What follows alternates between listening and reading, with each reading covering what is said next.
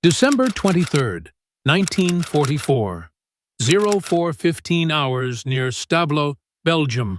The river Amblève ran black and swollen under a moonless sky. The water moved like cold oil between banks crusted with snow and shattered pine branches where artillery shells had torn the forest apart.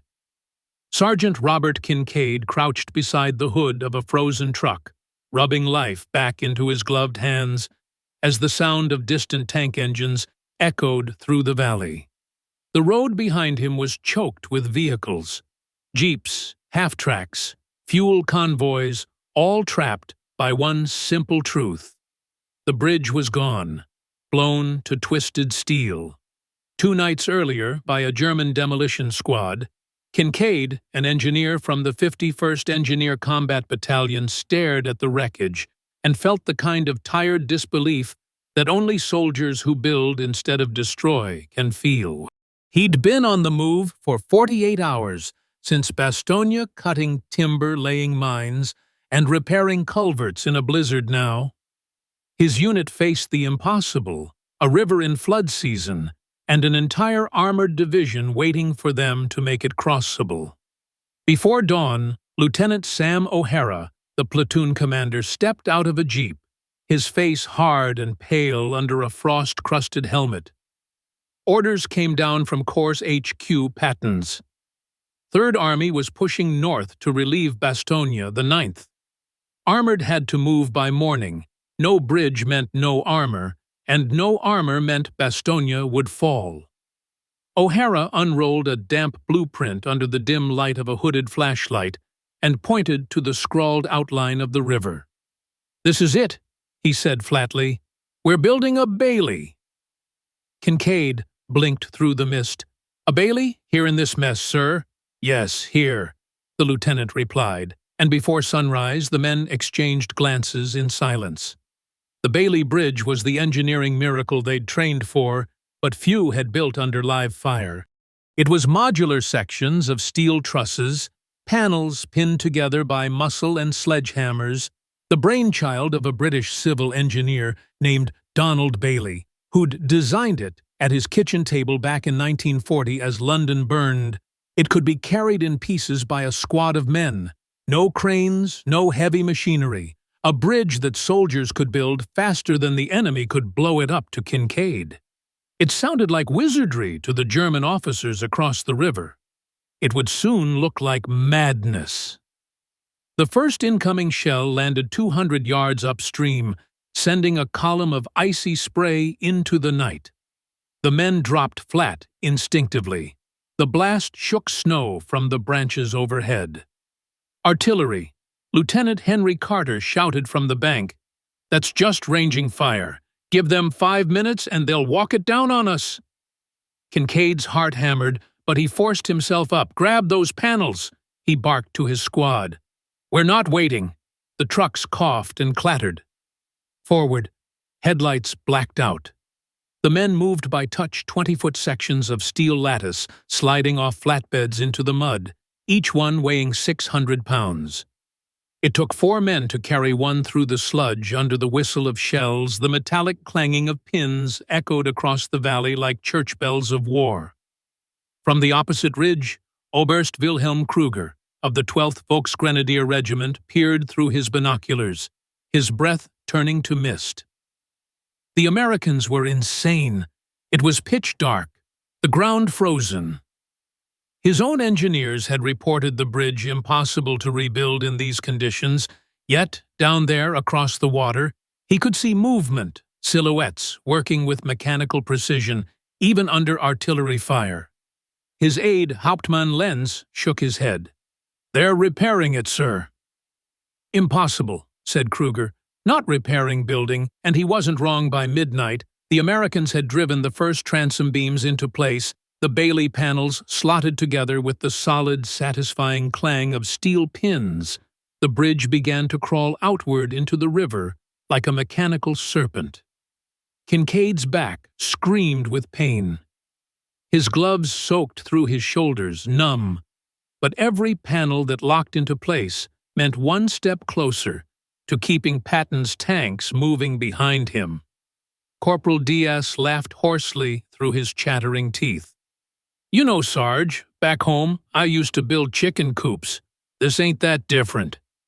"Yeah," Kincaid muttered, "except the chickens shoot back." A shell burst downstream. The shock wave rippled through the half-finished structure. O'Hara ducked under the flash, then rose and yelled, "Keep building, no cover, till it's done by 0300. The first half of the span stretched halfway across the torrent. The men worked by instinct, hammering pins and tightening bolts, until their knuckles split frost, smoke, and mud mixing into one freezing blur. Kincaid's squad anchored the shore section with pickets and heavy chain, while others waded waist-deep into the current, dragging pontoons into position for the floating support. The Amblev clawed at them with murderous force, dragging at boots, threatening to rip the entire structure away. They used everything they had: ropes, trucks, even their own belts to hold it steady. Kruger watched from his command post, the scene illuminated by flares, each burst revealing ghostly outlines of men moving like ants across a web of steel. This wasn't engineering. He thought it was defiance. The bridge was supposed to take a week, even under good weather. The Americans were doing it in one night. He ordered his artillery batteries to concentrate on the crossing. But by the time the first barrage landed, the bridge already had a spine. Kincaid slammed another pin home and ducked. As a shell screamed overhead, the blast wave lifted him off his feet and threw him against a panel. His ears rang. He tasted blood in his mouth. He looked up at the twisted section and knew it would hold. It had to, because behind them, hundreds of vehicles waited. Engines, idling tanks lined up like beasts in cages, their breath rising into the night. O'Hara limped over his face, streaked with soot and frost. "We're ahead of schedule, Sergeant." "You hear that, ahead of schedule?" Kincaid nodded, dazed. "Yeah, sir, but if they hit the center span, we'll be behind real fast." Another blast shook the far bank. Kruger's gunners were getting closer, adjusting fire with mechanical precision, each round walking nearer to the glow of the American worklights. But every impact only seemed to make the silhouettes move faster. Kruger lowered his binoculars and muttered something his aide didn't catch. The Americans were turning rivers into roads overnight, and he was watching the old world crumble, panel by panel. December 23rd, 1944. 04:35 hours. The barrage intensified. The entire valley pulsed with dull orange flashes and rolling thunder every few seconds. A tree shattered somewhere in the woods, sending shards of bark and ice spinning through the darkness. Kincaid and his men worked crouched low over the half-built truss, their bodies pressed into the cold metal. The bridge panels rattled like a train every time a round landed close. Their breath came in white gusts that froze instantly on their scarves and eyebrows. In the moments between shell bursts, the only sound was the rhythmic hammering of drift pins and the rasp of steel on steel. The work became mechanical, almost ritualistic. Hand here, pin there, swing them all, check the alignment. It was as if the bridge itself was demanding to be built. The men just followed orders, unspoken ones written in muscle memory. O'Hara paced along the bank, his boots crunching through snow, shouting above the din, "Keep it moving, boys, she's gotta reach the far bank by dawn. Patton's waiting on your shoulders, do you hear me?" He was half hoarse, half frozen, his words whipped away by the wind, but the men understood. Kincaid felt the weight of that invisible general pressing down on his spine. The whole Third Army was hanging on this river crossing, and if they failed, it wouldn't just be steel that fell, it would be men, tanks, and hope. Across the river, Oberst Kruger barked into his field radio, directing batteries to shift fire another 100 meters east. The enemy's fire pattern was erratic. American counter-battery crews were good, quick and visible. He slammed his fist against the frozen table in frustration. These engineers were building under shell fire with the precision of clockmakers. It violated every law of combat, every page of the manuals he'd studied at Potsdam. Lenz returned from the forward observation post. Snow crusted on his greatcoat. "They're halfway across, sir. They're using some kind of prefabricated truss." Kruger frowned. The British Bailey design, perhaps he'd seen captured diagrams months earlier during a briefing, dismissed it as impractical for front-line work. Too delicate, too cumbersome. Yet, here it was, as alive under his binoculars, a metallic spine stretching out into the current. Like a living thing. Lenz exhaled slowly. "I thought the Yanks were too mechanized to build like this," Kruger said quietly. "They're not building with machines. Hauptmann, they're building with stubbornness." By 0500, the first vehicle engines coughed to life on the western bank. Half-tracks loaded with ammunition idled in line. Headlights, covered tanks rumbling faintly in low gear, waiting for the signal. The engineers were down to the last section. Kincaid's arms felt like lead, his fingers wooden, but there was no time to stop. Corporal Diaz slipped on the icy plank and went down with a curse clutching his shoulder. Kincaid hauled him up, grinning, despite the fatigue. "You break it. You carry it out on your back." The men laughed, short, harsh barks of sound swallowed by the wind. A shell landed close enough to lift a section of decking off its supports, sending it tumbling into the river. For a second, everyone froze. O'Hara's voice cut through the chaos. "Get it back in line before the current takes it." Kincaid dove after the flailing section. The cold water hit like knives, slicing into his uniform. He gritted his teeth, grabbed the cable, and shouted for help. Together with 3 men, he wrestled it back into place, mud freezing instantly to his sleeves. The bridge creaked, groaned, settled, and held. He coughed up water, blinking through ice crystals. Diaz slapped his back. "You're crazy, Sarge." Kincaid spat a laugh. Not crazy, just union-made, as dawn crept pale over the horizon. The snow turned pink. Under the muzzle flashes, the Bailey Bridge stood complete. A single lane of steel and timber spanning 70 feet of angry water smoke drifted over it in ragged veils. Lieutenant O'Hara stood on the near bank, waving his arm forward. "Signal the armor, we're open for business," he shouted.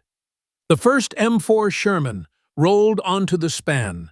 The whole structure flexed and groaned under 30 tons of American steel. Kincaid held his breath. The bridge swayed, but held. The second tank followed. Then a third by the time the 5th crossed. The men were cheering, despite the shells still whining overhead. The impossible had become real. They had built a bridge overnight, in a blizzard under artillery fire. And now the Third Army could roll again. Kruger watched the tanks crawl across through his field glasses.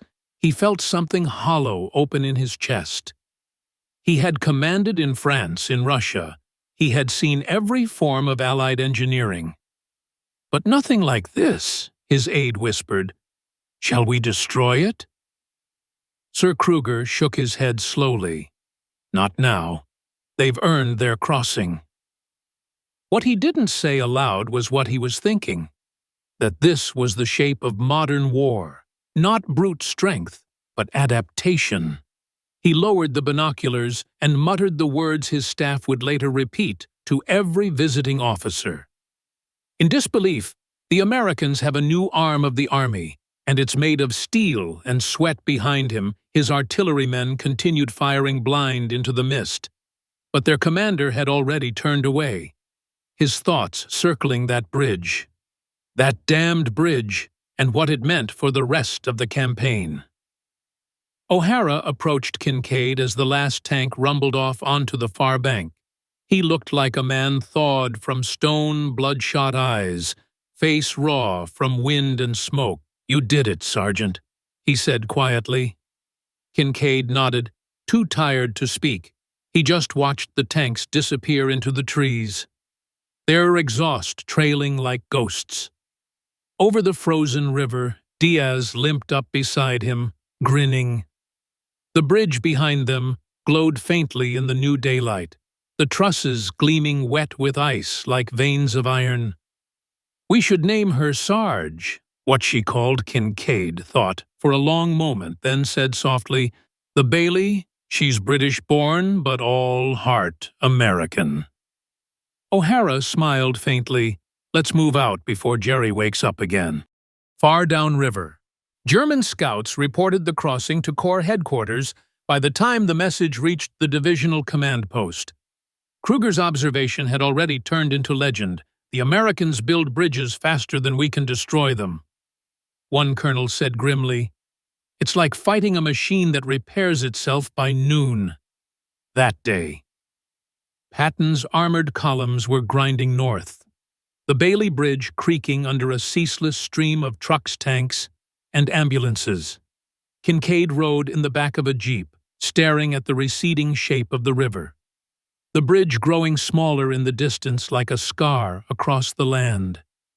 He wondered if it would still be standing by nightfall, if the river would claim it, or if the Germans would shell it to pieces. He never found out, but years later, when he saw a photo in a history magazine showing that same steel truss still standing, he felt something tighten in his chest.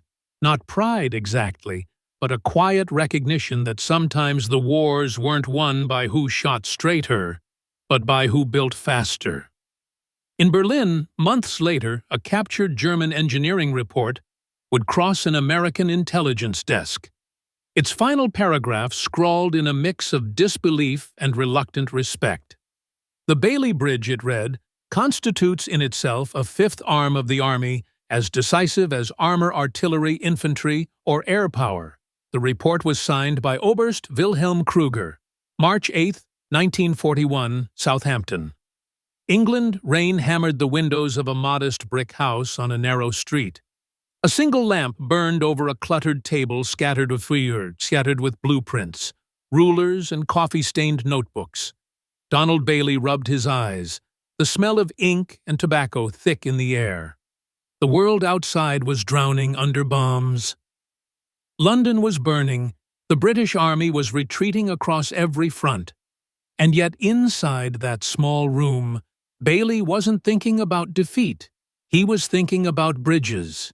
He was a civil engineer by trade, a quiet man with a stammer and a mind built on geometry where others saw chaos. He saw load paths and stress diagrams. He had watched the collapse of bridge after bridge in France as British forces retreated. Blown up by their own engineers to slow the German advance, now thousands of soldiers and tons of equipment were stranded because there were no bridges left to replace them. Bailey believed the answer wasn't heavier steel or more concrete. It was simplicity, something a soldier could assemble in the mud with a hammer, and courage. His wife still asleep upstairs, he bent over the drafting table and drew a rectangle. Then another and another. Steel panels joined by pins, modular, repeating endlessly. It wasn't elegant, but it was beautiful in its logic. If a section failed, you replaced it. If a span broke, you added another. That night, as the Luftwaffe's drones echoed overhead, he finished the sketch that would one day bear his name. By dawn, Bailey carried the rolled blueprint through the rain to the Ministry of Supply. His coat soaked his hat. Pulled low, he wasn't a general or an industrialist, just a 40-year-old civil servant who believed in physics. The clerk barely looked up when he handed over the drawings, but 2 weeks later, the War Office called him in for a demonstration. They built the first prototype on a muddy field outside Salisbury, using nothing but manpower and basic tools. A span 32 feet long was up in under 2 hours. A tank drove across it, The structure barely flexed. The generals stared in silence. Then one said quietly, "It's foolproof." And that was the birth of a legend.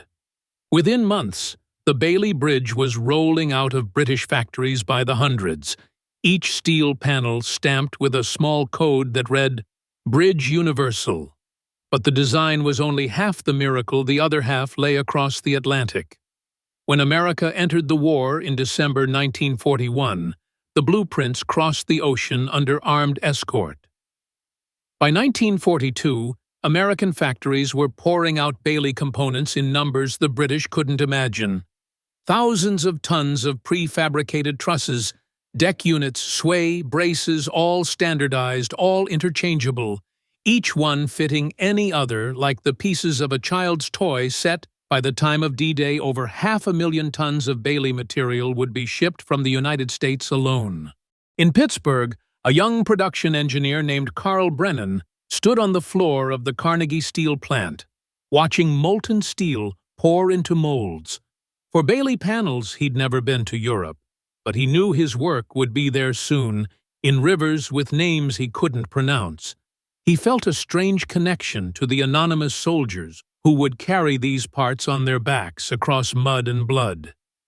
He often told his wife at night, "We're building bridges we'll never walk on." The scaling of the Bailey system became a logistical symphony.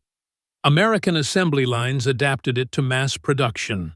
Detroit's automotive plants used the same jigs that built truck chassis to stamp bridge panels, every section identical to the one before, tolerances measured in thousandths of an inch. Women welders in overalls worked 12-hour shifts in Pennsylvania, riveting braces, the same way they built bomber fuselages in Seattle. Lumber mills in Oregon produced the wooden decking, while railways carried the finished sections to ports in New York and Baltimore.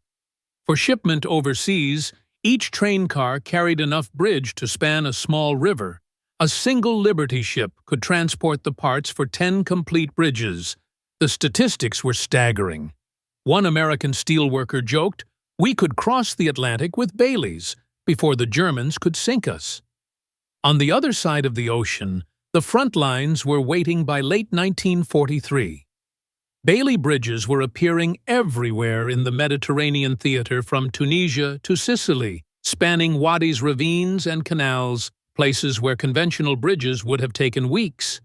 Engineers could now throw one across. In a night, the Germans began to take notice. Their intelligence officers collected fragments from captured spans, sending reports back to Berlin. One analyst wrote in frustration, "These bridges are multiplying faster than we can destroy them. They require no special equipment, no cranes, no scaffolding. The enemy carries his roads with him." Donald Bailey received his knighthood quietly. He returned to his desk at the ministry, still embarrassed by attention. When a reporter asked what he thought of his invention, he said simply, "It's just a bridge." But on the battlefields of Europe, it was becoming something else entirely, a weapon of movement, a machine made of men. By the winter of 1944, as the Allies pushed toward the Rhine, the Bailey system had reached perfection. American engineers had modified the design, strengthening the panels with heavier gauge steel and integrating floating pontoons for wider rivers. The modular spans could now carry tanks weighing up to 70 tons each piece. Color-coded for assembly under fire sergeants like Robert Kincaid in Belgium would soon learn that the true genius of the Bailey wasn't its metal, but its math, a formula for momentum that turned geography itself into an ally. In a captured headquarters near Aachen, a German staff officer studied aerial photos showing a line of bridges thrown across the Meuse in less than 48 hours. The map looked impossible, each crossing a thin thread of steel connecting continents. He wrote in the margin of his report, "The Americans build faster than we can retreat." It wasn't sarcasm, it was surrender, written in cartography.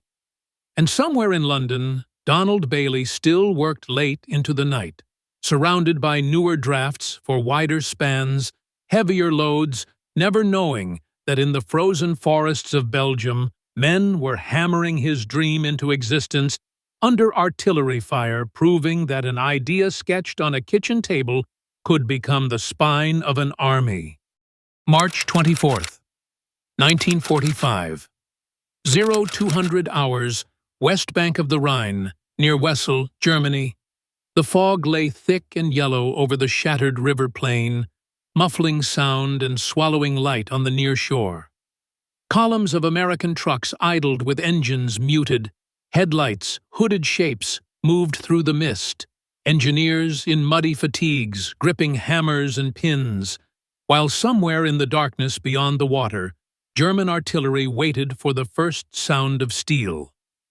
Sergeant Robert Kincaid felt the vibration of engines through his boots as he checked the line of trucks behind him.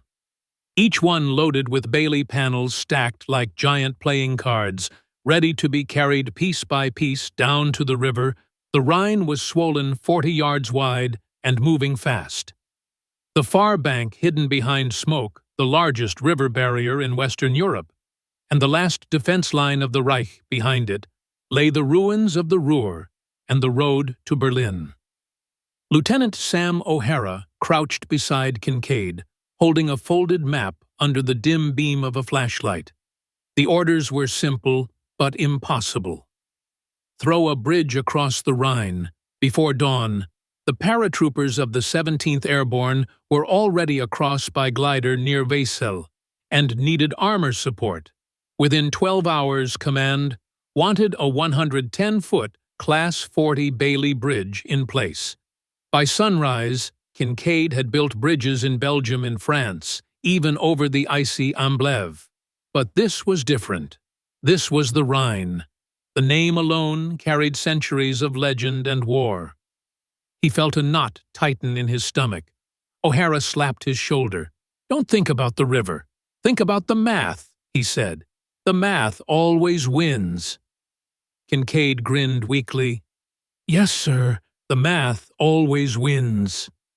Across the river, in a damp command post lit by a single lantern, Oberst Wilhelm Kruger stared at the map of the Wesel sector. His division had been decimated. Retreating from the Ardennes, he'd been reassigned to hold this stretch of the Rhine with a handful of artillery batteries, and boys barely out of school outside, he could hear the drone of Allied bombers and the dull thud of artillery from the far bank. The Americans had taken the Ludendorff Bridge at Remagen 2 weeks earlier. A miracle or a disaster, depending on who told it. Berlin had ordered every crossing point destroyed. But now reports said the enemy was bringing up prefabricated bridges. Kruger knew the name. Bailey, it had haunted every report since Normandy. One of his staff officers joked that the Americans carried bridges the way Germans carried rifles. Kruger didn't laugh. He had seen them rise overnight where none should exist. He told his aide, "If they cross here, the Ruhr is finished, and with it, Germany." By 0300, the engineers were in motion. Kincaid's squad moved like shadows, hauling steel sections through mud that sucked at their boots. The fog muffled everything, even the nearby explosions. When artillery did fall, it was distant and blind, the German guns firing at ghosts. The first panels clanged into place, the sound echoing across the water like a bell. The men winced, but kept going, working by touch, each joint locked with drift pins hammered through frozen holes. The structure began to creep out over the current, anchored by pontoons that bobbed like black coffins. Kincaid's breath came in ragged gasps, his back screaming from the weight of the sections, his gloves soaked through, but he barely noticed the rhythm. Consumed him, place, hammer, pin, tighten, step forward again. O'Hara stood on the bank, coordinating the flow of parts trucks, unloaded panels. Men staggered back for more like ants on a deadline when a shell landed 200 yards downstream, sending a geyser of water skyward. No one even ducked anymore by 0400. The first third of the bridge was afloat. Swaying slightly in the current, engineers moved across, crawling on hands and knees, tightening bolts and securing decking. The fog thinned enough for Kincaid to see the far shore dimly outlined by muzzle flashes, American paratroopers waving tiny lamps in signal code green light. Meant, "Go!" he shouted across the roar of the river. "We've got them in sight, sir." O'Hara grinned, then waved the next team forward. "Double speed, boys. Let's beat the sunrise." On the opposite bank, Kruger watched flares rise into the mist, revealing the faint skeleton of steel stretching from shore to midstream. "Impossible," he muttered to himself. "Impossible to build under fire. Impossible to stabilize on this current." Yet it was happening, his artillery liaison shouted for orders. Kruger hesitated. The river crossing meant everything, but his guns were almost out of ammunition, and the Americans had smoke screens ready. If he revealed his positions, they would be flattened within minutes. He thought of the old Prussian manuals he'd studied. Bridges were supposed to be static targets, slow to erect, easy to destroy. What he saw now was something alive, a structure growing like ivy, feeding on momentum. He told his aide, "Prepare to withdraw to secondary line." The aide blinked. "Sir? They're not even across," Kruger said softly. "They will be soon." Kincaid felt the bridge vibrate under his knees as the river surged around the pontoons. Another panel locked into place. He shouted for the next section. The men answered with exhausted voices. Some were bleeding from their hands, some limping on sprained ankles, but the rhythm never stopped. Hammer pin lock advanced by 0500. The fog began to glow faintly, the first light of dawn turning the water silver. An American captain from Corps headquarters arrived, breathless, shouting over the noise. "The armor's on its way. How long?" Kincaid looked at the span. "Maybe another 30 feet." "Sir, 10 minutes." The captain stared disbelief on his face. 10 minutes under artillery fire. 10 minutes to cross the Rhine. O'Hara shouted to his men. "You heard the man. 10 minutes to history." They worked like machines, swinging panels into place, bolts clanging, until the final section dropped with a metallic thud across the far shore. Kincaid drove the last pin home with a hammer swing that tore the skin off his palm. He didn't feel it. He just stood there, panting as the river hissed beneath them. The bridge complete from bank to bank. The first Sherman appeared through the mist, its engine roaring like an animal. The driver leaned out his head, wrapped in a scarf, and yelled, "Is it safe?" Kincaid yelled back. "It better be." He waved him forward. The tank crept onto the bridge. The decking flexed, but held halfway across. The driver stopped and saluted the engineers before rolling off onto the far bank. Then another tank followed, and another. Soon, an unbroken chain of armor and trucks poured across the Bailey span. The Rhine conquered not by brute force, but by geometry and grit. Kruger watched through binoculars as the first tanks reached the eastern bank. He felt no anger, only awe. The war was over. He thought not because of bombs or numbers, but because of bridges. He turned to his aide. "Write this down. The Americans have a weapon we did not foresee, a fifth arm of the army built, not of guns, but of steel and men."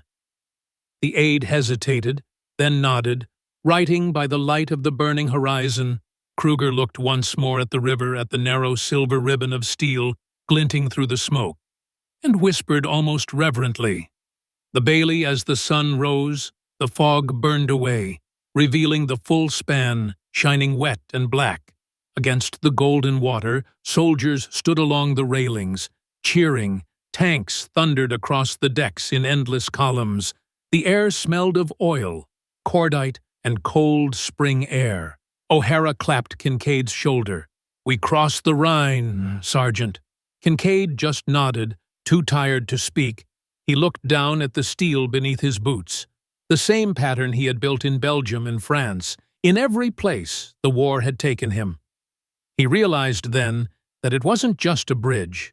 It was a promise that no obstacle could stop a free army that could build as fast as it could fight. By afternoon, the entire Ninth Army had crossed over 200 vehicles per hour.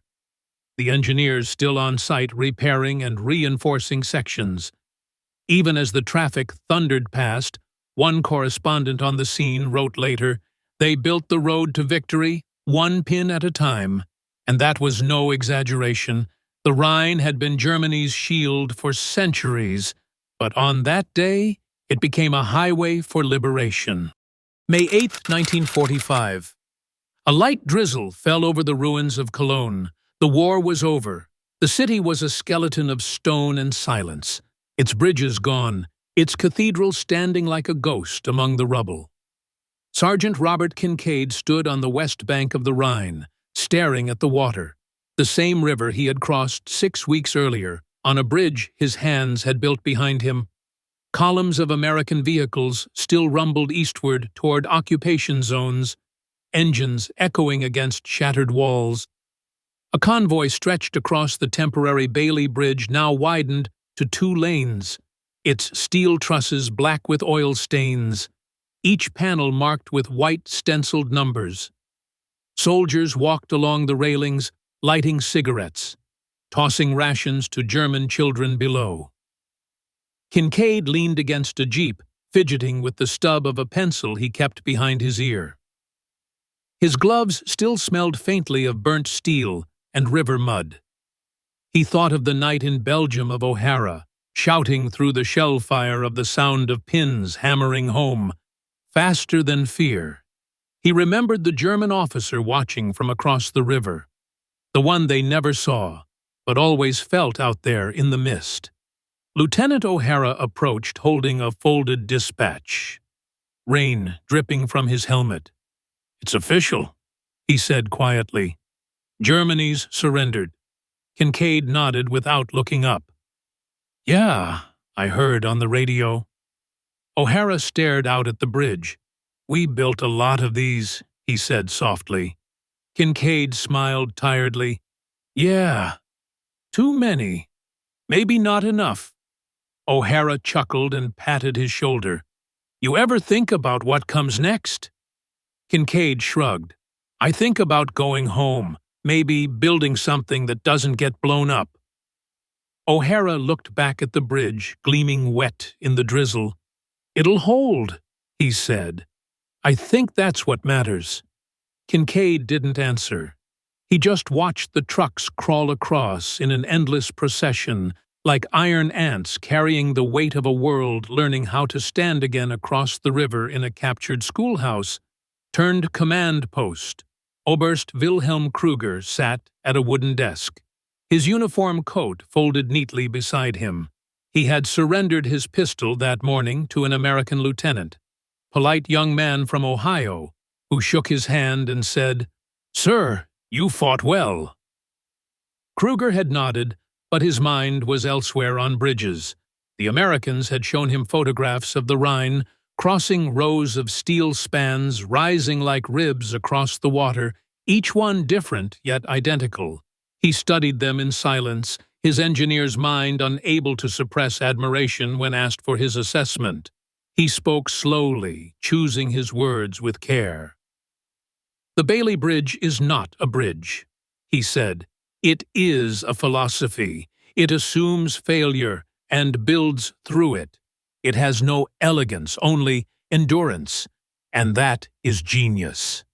The young lieutenant looked puzzled. Kruger smiled faintly. "You see, our engineers sought perfection.